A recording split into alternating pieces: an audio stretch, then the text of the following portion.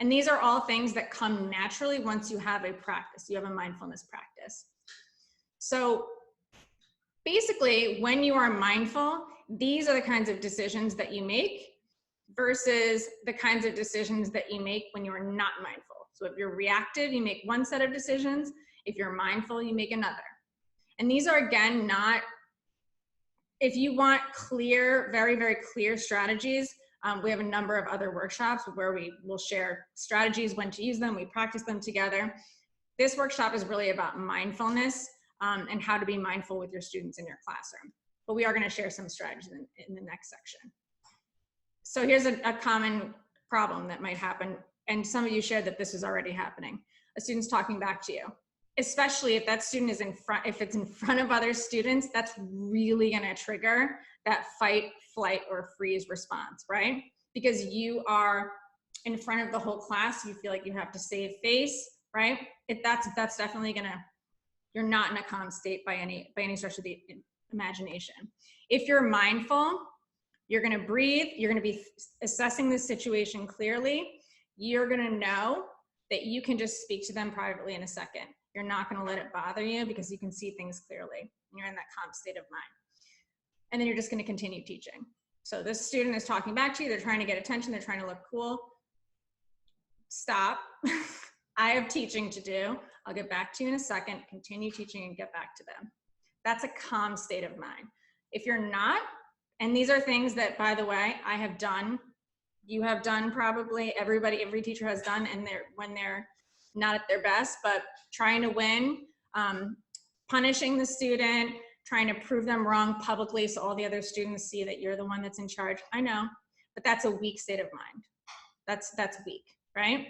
The mindful approach is better. Another common scenario, two students are loudly arguing with each other, or they're threatening each other, and this starts to feel like it might be a safety issue. 8 times out of 10, I want to say, the teacher will react by yelling, threatening, taking sides. You do it because you feel like there are students' safety is at risk, right? And you're frustrated and you want to help the situation, probably also angry. But if you are in a calm state of mind and you're practicing your mindfulness, you will have already thought through these things and you'll have proactive measures in place. Like, you might have a structure in your classroom, if not, you should, where you have a certain student in each class, or in your class, and if it's just one class, then it's a couple students in that one class, that you can send for help.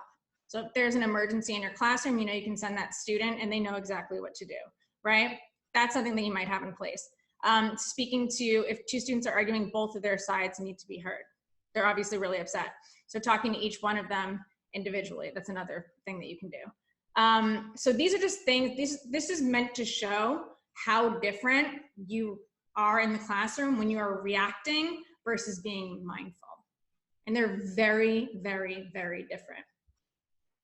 So the single thing basically that you can do in your classroom to have the most impact on your students is by practicing mindfulness yourself.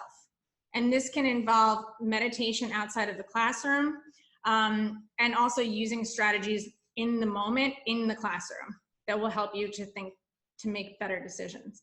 And Leah, you saw her website is called 4 Minutes a Day.